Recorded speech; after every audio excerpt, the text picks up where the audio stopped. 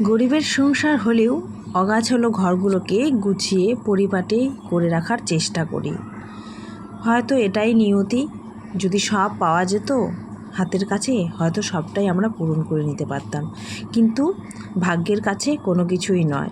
যে যেরকম দিয়েছে ভগবান সেরকমই থাকতে হবে।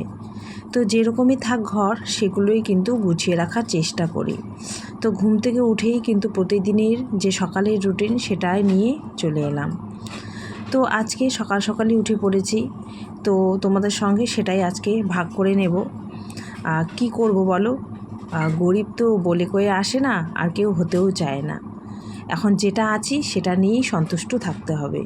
সবই যদি পাওয়া যেত তাহলে আর কোনো কষ্ট করতে হতো না। সবার ভাগ্য যদি সমান হতো। তো যাই হোক, তো পরিচয় পর্বটা সেরে নিই। Welcome back to my channel leave a simple blog. সবাই কেমন আছো? নিশ্চয়ই ভালো আছো, আর আমিও ভালো আছি। প্রত্যেক দিন অনবরত বৃষ্টি হয়েই চলেছে, তবু না বেডশিটটা চেঞ্জ করে নিচ্ছি। দুদিন হয়ে গেলে আর ভালো লাগে না। আর বৃষ্টির মধ্যেই কেচে দিব, তার মধ্যেই কিন্তু শুকিয়ে যাবে। হয়তো ঘর ভর্তি জামা কাপড় থাকবে, দেখতেই পাচ্ছ।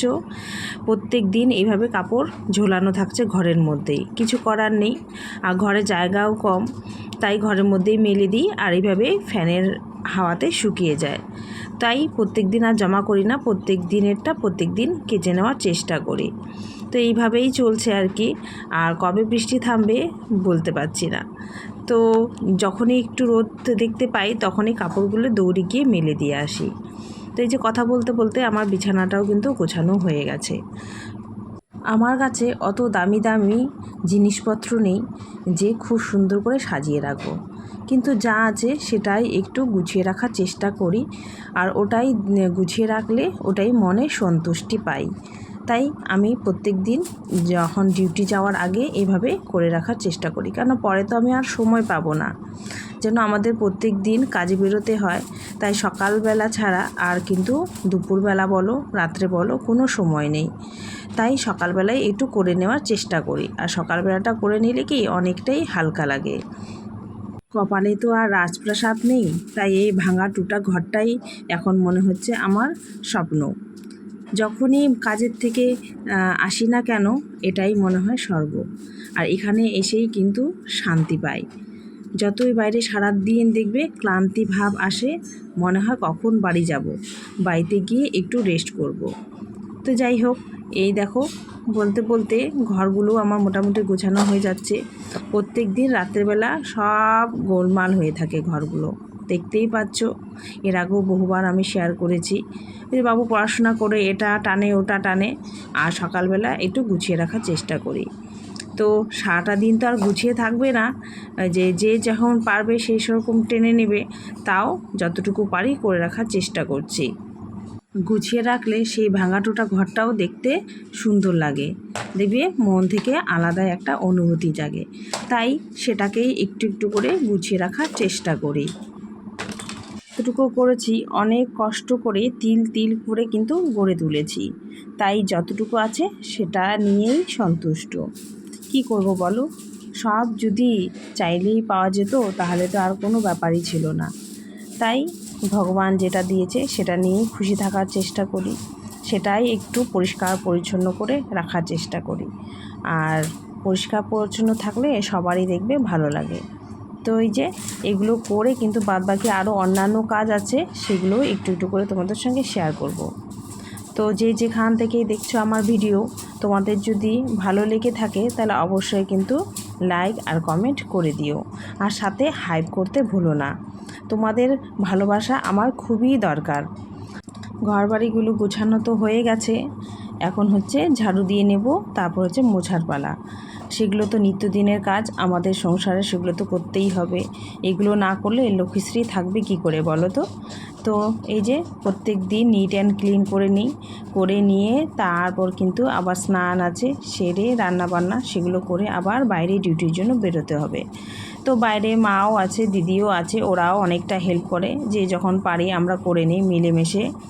এরকম বাধা ধরা নেই যে ওকে ওটাই করতে হবে। তো যে যখন পারি আমরা সেটা করে নিই।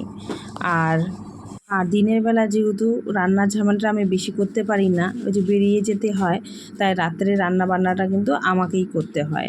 আর যেদিন সময় পাই সকালবেলা সেদিন হয়তো একটু করে নিই। আমাদের 3 বেলাই রান্না হয়, জানোই তো, বড় ফ্যামিলি মানে বেশি কাজ। তো ওদিকে তো হয়ে গেল। আর এই যে প্রত্যেক দিনের কাজ, ছেলের সাইকেল বের করা, সেটাও বের করে নিচ্ছি। আর ছেলেটা না কী যে করে কি আর বলবো, কোনো দিন সাইকেল চালায়, কোনো দিন চালায় না, তবু এই যে ঘরে রেখে দিতে হয়।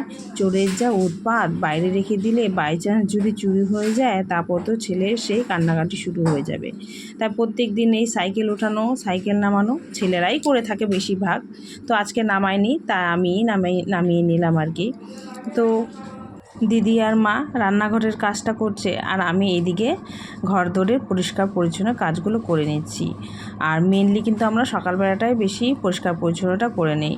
দিনের বেলা যে বললাম সময় হয় না, তাই এই যে ও টেবিলগুলো মোছাই থাকে রাত্রেবেলা, তবু সকালবেলা একটু চা খাওয়া হয়, তো তাই সকালবেলা আবার একবার করে মুছে নিই। মুছে নিলে কি পরিষ্কার থাকে, দেখতেও ভালো লাগে। আর কথা বলতে বলতে ওদিকে কিন্তু টাইম কলে জলও চলে এসেছে। জলও ধরতে হয় আমাদের, প্রচুর আবার জলও ধরতে হয়, জানো তো। পরিবারের লোক বেশি থাকলে কাজও দেখবে অনেক বেশি থাকে। আর একজন মানুষ থাকবে, তুমি যেভাবে পরিপাটি করে রাখবে সেরকমই কিন্তু থাকবে, কেউ ধরবে না। কিন্তু লোকজন বেশি থাকলে দেখবে যে যেরকম পারছে সেরকম কিন্তু ধরে নিচ্ছে, তাই না আমাদের বারবার করে গুছাতে হয়।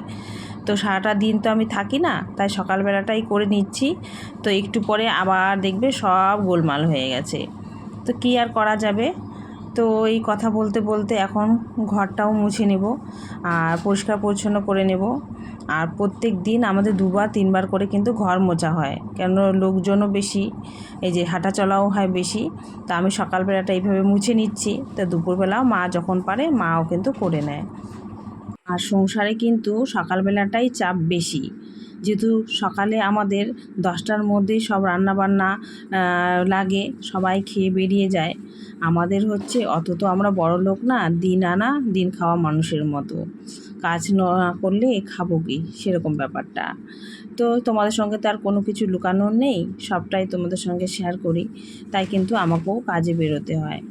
কাজে যদি যাই তাহলেই তো দুটো পয়সার মুখ দেখতে পাবো, তাই না বলো তো। আর সেটাও কিন্তু সংসারে লাগাতে পারবো। হাজার কষ্ট হলেও, হাজার ব্যস্ততা হলেও কিন্তু বাইরে কাজ করতে চলে যাই।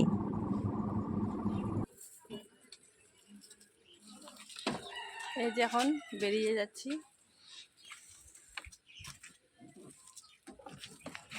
আমার যে চশমাটা ছিল সেটা হারিয়ে ফেলেছি, তাই নতুন করে আবার ডাক্তার দেখালাম।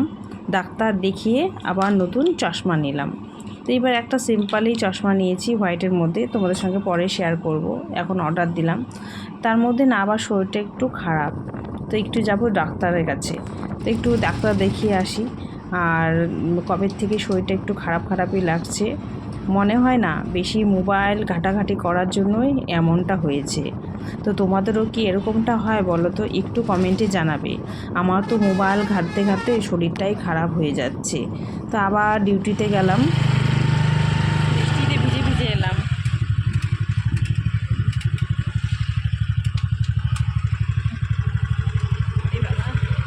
বৃষ্টি বাড়িতে ঢুকতে না ঢুকতে ঝমঝমিয়ে এলো বৃষ্টি। যখন আসছিলাম তখন একটু ঝিরিঝিরি হচ্ছিল। তো যাই হোক, এত বৃষ্টিতে আর আসতে পারতাম না, আটকে যেতাম।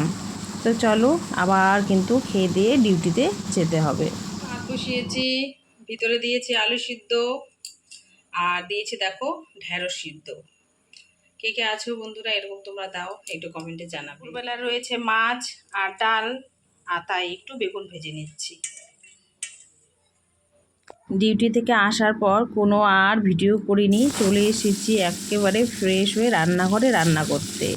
তো রান্নাবান্নাটা আগে সবজিটা করে নিচ্ছি, তারপরে শেষে ভাতটা করে নিলেই হলো।